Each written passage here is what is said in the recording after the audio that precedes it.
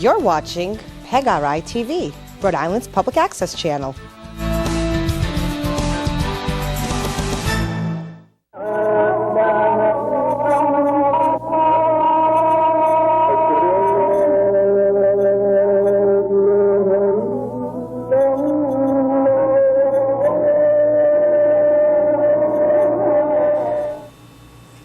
Salam. My name is Sheikh Abu Hakim Abdullah, President Chairman of Al-Masjid Sharia Law.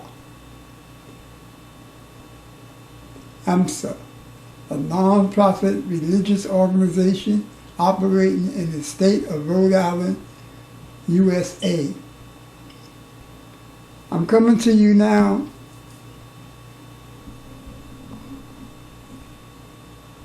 with some news, good news.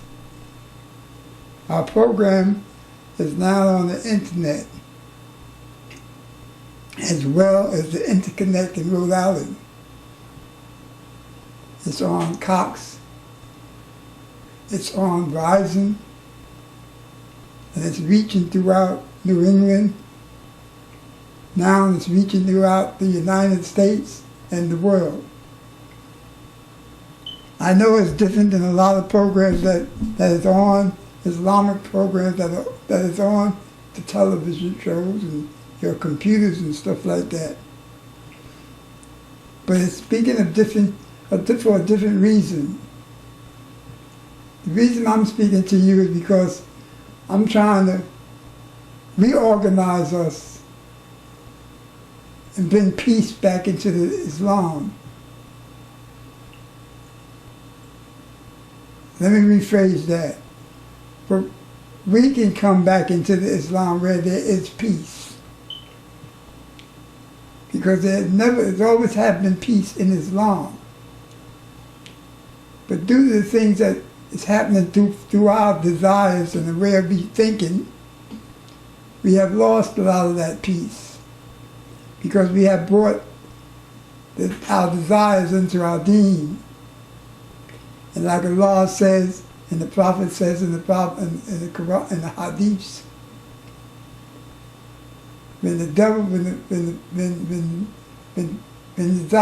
desires into the hearts of the believers or the followers of Islam, so does the devil. And that's what's happening with us. I'm not operating underneath no sickness of denial. I'm not denying anything to myself. And I'm not putting my head inside of some hole like an ostrich. I'm saying exactly the way it is. And we're in terrible shape.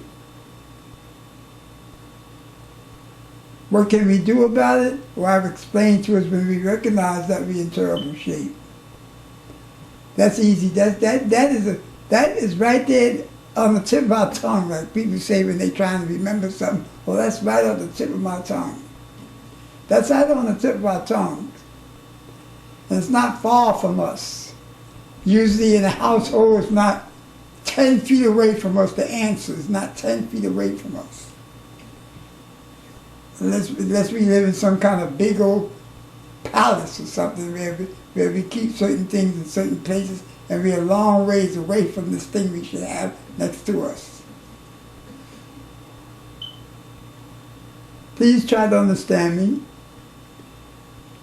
I don't have the luxury of giving you this in Arabic and English because I'm not that fluent in Arabic. But I'm able to give it to you in English. Maybe, inshallah, when we get enough funds together, we can hire somebody that can put this in English and Arabic. Or English. It's in English now, but put in Arabic subtitles. But we don't have that kind of help coming to us as of yet. And I've been asking for it for years, but I don't want to get into that. Let's get into the thing that's most important to us right now. We're doing everything contrary to the Islam. Oh, we're praying. Someone's going to recite the Quran from the top to the bottom. from the side, from one side to the other side, from the cover to the back part of it, cover to cover. Some of us can pray so long and not say the same thing that it'd be 4 or 5 days before we finish. We fast and go without food for so long. We can go without food continuously. And some of us say we believe in the law and the Prophet Muhammad sallallahu alaihi wasallam. And we believe in the books of Allah. And we're doing all that. But we're not following Islam. We're not living Islamically. Those that are professionals, like doctors and lawyers and stuff like that, engineers and all that, they live in half their days as engineers for the company they work for. Half their day, from early in the morning to sometime in the evening. And then they turn around and give 5 minutes or 10 minutes to their family, and then they gotta go to bed because they're tired. You cannot live Islam that way. You cannot live Islamic if you split your body and giving half to the devil and half to Allah. I say it straight up. We don't have time to play around with words because while I'm speaking I can be taken away from here. But I'm telling you that just like that, we live in half to what we're going to do with our desires, and the other half to I don't even think we're giving up pure half to Islam. Because the half we're giving to Islam is usually the prayer, the fasting, the belief in the law and the Prophet Muhammad sallallahu alaihi wasallam, and pay the zakat, which is not, you don't pay, you pay the zakat, and go on Hajj as a picnic once a year, once in a lifetime. But we do it every year. Every year we go to Hajj. Those that afford it. Now I'll say that to you, and I'm trying to get you to say, well, wait a minute, maybe I should listen to the Sheikh here. Maybe I should just stop for a minute and really listen to him and see what he's saying. That's one of the things that's wrong with us communicating, the two, me and you communicating, is because we don't listen to each other. We're not concerned with what is happening today. Every Jumu'ah we go to, a brother stand up there, the Imam or the Emir or one of the Emirs, or a brother coming as a guest speaker or whatnot, is going right to the same thing each time. The Quran and what is said in the Quran, and not taking part of the Quran and putting it to the lifestyle of today. But one thing we must do, we must recognize that we have a toothache. We go to the doctor and we tell the doctor, well, I don't know what's the matter with me, doc. We have a dentist office now. I don't know what's the matter with me, but I can't do certain things. And the doctor said, well, where does it hurt at? The dentist said, well, what tooth is bothering you? Well, I don't know, it feels like the whole mouth. Feels like the whole mouth is bothering me. He says, well, I can handle the whole mouth. You want me to take them all out and put a plate in there, 2 plates? Well, no, I don't want them all. It's only one is hurting. Which one is hurting? Well, I don't know. It feels like all of... Until you point to something and say, Doc, this tooth here is killing me. Then what what you just did. Look at what you just did. This tooth here is killing me. Is it hurting you? Yes. I'm in pain constantly from it. It hurts so bad that it makes me feel like my whole mouth is hurting. There you go. You solved the toothache problem now. Now he can go in there, put the needle in and whatnot, and draw the tooth out, take the tooth out, or fix the tooth. If it has a hole in it and getting that cold air, he can stuff it with some different stuff they stuff teeth with. That's not my line of work, so I don't know the procedures and whatnot that he might be doing. But I'm trying to show you something. The same way when there's a hole in the ship and the ship is sinking, not broken half, but sinking slowly from the hole. The water's coming up into one spot, gonna get in the next spot, gonna get in the next spot, you're gonna get in the next spot, and the whole boat gonna turn over and drown everybody. And somebody runs upstairs and says, run up to the top deck and says, the ship is sinking. The ship is sinking. The ship is sinking. And everybody looking at him and he says, why? Well, I don't know. And they keep on playing their little games. When this person runs up to the top and says the ship is sinking, you're supposed to stop playing them games in Islam and find out why is the ship sinking, what is it sinking from? And there was a hole in the ship's inside, down and below deck.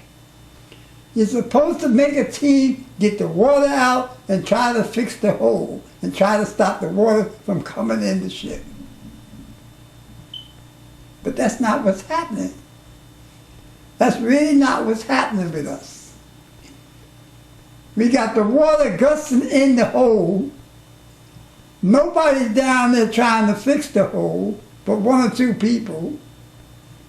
And everybody's up on deck playing games, swimming in the pool, playing ping pong, running around the deck, playing volleyball. All these things are going on top of the deck at the same time the ship is sinking. And nobody's concerned about the ship. That's the important thing. That's like the toothache I just told you. Nobody's concerned about the ship. And everybody got their hole in the head, their head in the hole, and in denial of that the ship is sinking. So we got brothers killing their sisters because they went out with some non-believer. We got mothers throwing their kids in the hole and drowning them and all this kind of stuff. We got people men laying in bed with men, women laying in bed with women. We got thieves and everything else. We got people using drugs. We got people drinking. We got people wearing short skirts. We got people that took off their garments. We got people walking around showing everything and going to have enough to say, I'm Muslim. They got their buttocks sticking out, and they got their breasts showing, and they got everything showing. The men are wearing tight pants. They run a track in drawers and whatnot. There's everything to satisfy their desires is taking place, and not the worrying about the deen and the Islam. And that's what's happening to us. Now, you say, well, what do we do? We fix it. We must fix it. We must organize ourselves. We are unorganized. That's the first thing. We got leaders that wasn't put in office to lead. They took the position to lead because they got big money, or because they hold some spot in the city, or have some leadership, being born a prince or a king or a queen or whatever. So we got leadership that's only trying to be responsible for what they leading on the other hand of their money side, of their investments and all that, but not the Islam. So what is happening to us? People do not want to practice the physical parts of the deen. They want to practice only the spiritual parts of the deen. But if that's all Allah wanted us to do, He could have kept with the monkeys and the apes and all those other animals, and they practice the spiritual parts of the deen. You can get 24 monkeys to stand up and one monkey to lead them in prayer. And don't have to give them nothing but a banana. And they would just Allah Akbar. Just as big. And you can teach them the same way you're teaching us. The same way we're being taught.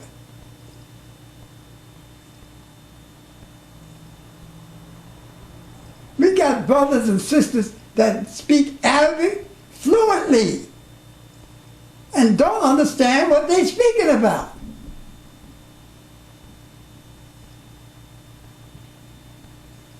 You got brothers that's being told that Allah is all right to kill yourself in Islam. And Allah is saying, no, it isn't.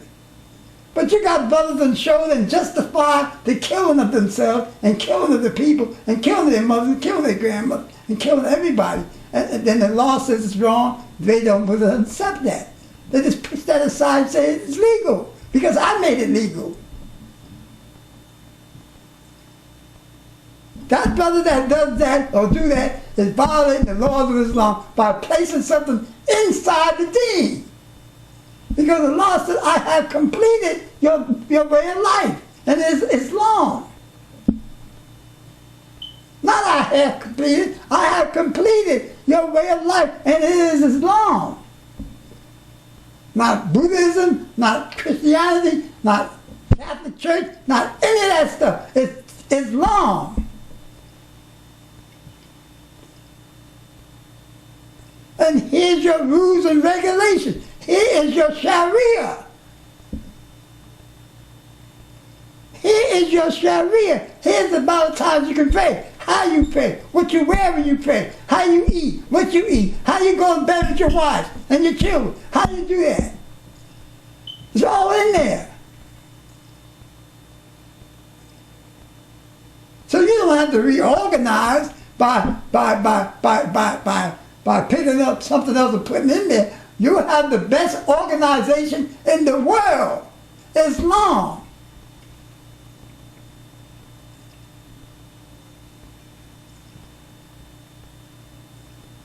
You got, when I came into Islam, I was told if two people in bed with each other, you separate them. You catch them doing wrong in bed with each other, you separate them. If you catch them doing wrong in bed with each other, not that somebody said they're doing something in bed, you got to catch them in bed with something. Because the Prophet Muhammad said, you catch them doing this. You cannot, it doesn't go by hearsay. But not now. Somebody said, that's a gay person, chop his head off. This is what they're doing now. Never mind the rules and regulations of the Quran and the Hadith. Never mind that.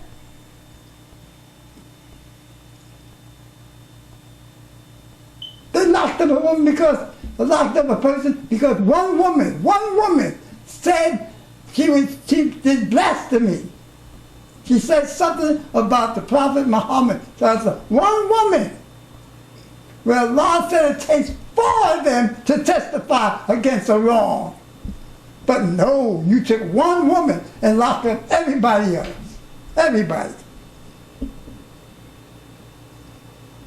This is what's happening around the world. We must reorganize. We must organize ourselves. We got the greatest thing in the world, the greatest book in the world, the greatest organization in the world, the rules and regulations in there that will stop us from doing a lot of stuff and protect us. But no, we want to be like the Western world. We want democracy.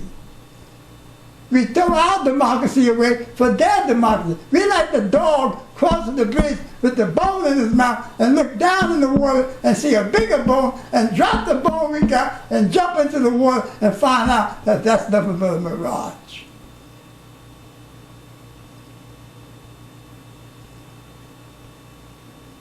And what are we doing about it? Nothing. Nothing. Every time I hear something about a thing, a coupon, it's a lesson about the Quran. Not taking that lesson, not that the Quran. I just gave you Quran and the problem and showed you where the answers are to both of them. That's what we have to do. We got brothers that spend 16, 18 hours on a job and 1 hour with their family. Where Allah says in the Quran, half your day, night time is to your family. Half your deen is to your family. Half your worship is to your family.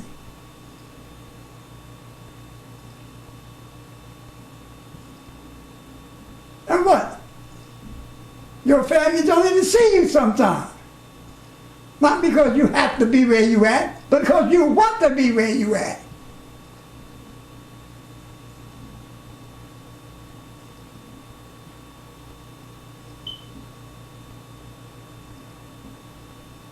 You've got to, I want you to listen to what I'm saying to you.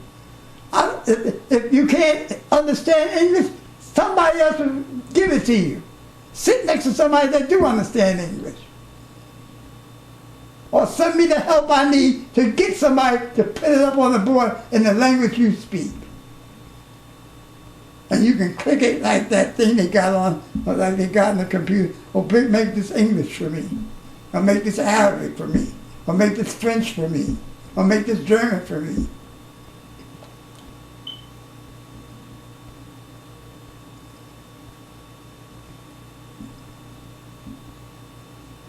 So I'm coming to you with this. I know a lot of people don't like what I'm saying, but I'm not speaking for a lot of people. I'm speaking for the Prophet, for Allah and the Prophet Muhammad and the 1.5 billion Muslims that's out there today. You Muslim must take over your religion. You must take over your religion and start doing what you're supposed to do as followers of Allah.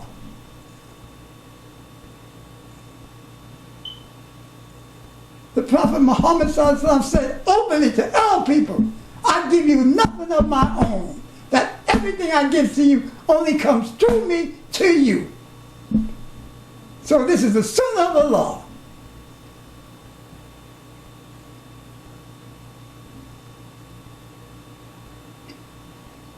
That's why he said, I don't want to give you the hadith because you be worshiping me and not Allah.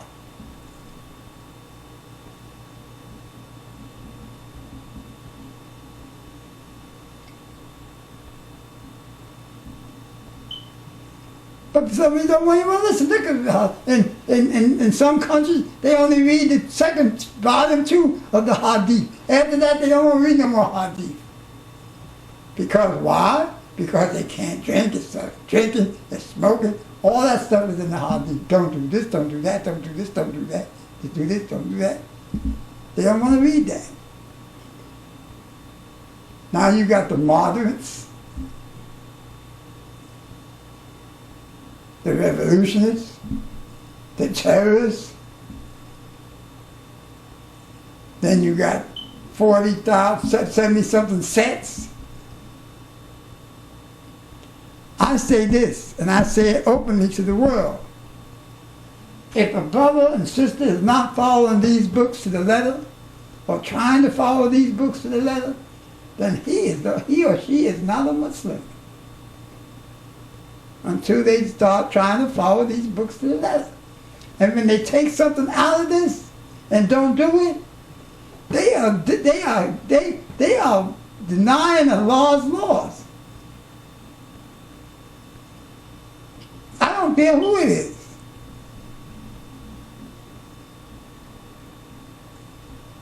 Yeah, I know that people don't want to give me certain things, but I'm not talking about give me.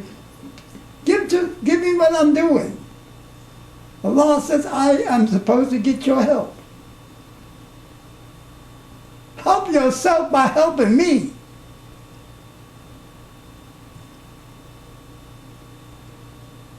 I'm talking to you now. I'm trying to say something to you. You should see the chance things I go to turn around, to get on the net. Like the sister told me today, I can't afford being on the internet. And I said, I know that. But I said, it's up to Allah. If He wants me to warn the people and waken the people, then He find a way to pay for it. I got it started, now it's up to Allah to find somebody to help me pay for it. Help me pay for it. Don't give $1,000 a week to a brother that's just doing nothing but reading the same thing over and over and over and over again. That stand up there and see brothers and sisters violating the law of Islam and don't say nothing. Don't do anything.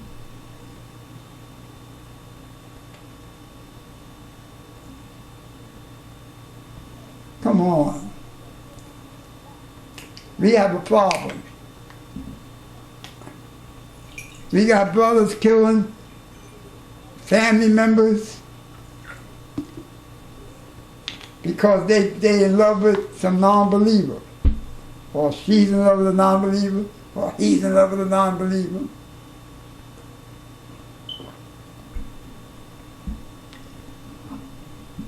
I heard Umar said,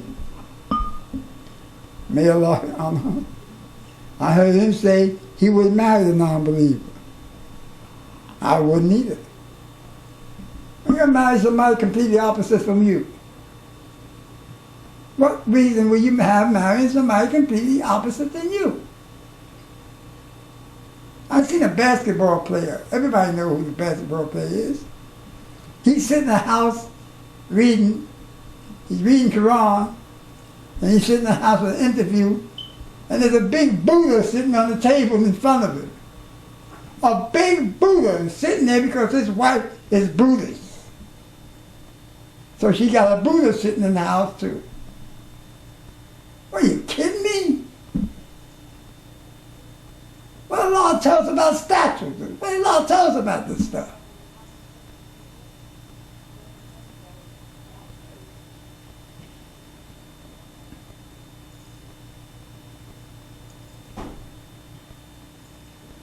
They want to run. You got sisters want to run. What purpose is there to go to the Olympics and want to be in the Olympics as a Muslim? What purpose? What does it do? Does it feed you? No. Does it clothe you? No. Is it taking care of your family? You give you a house? No. What purpose is there to get into the Olympics other than to glorify yourself? To bring on your pride, to bring out self-love, envy, all those things is going on.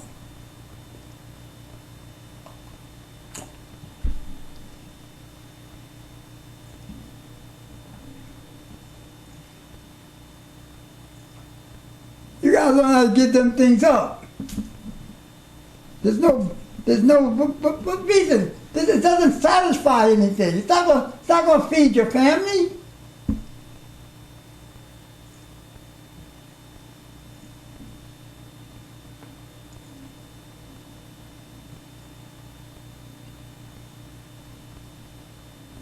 Allah says don't beat the drum. Dudes in a band beating the drum.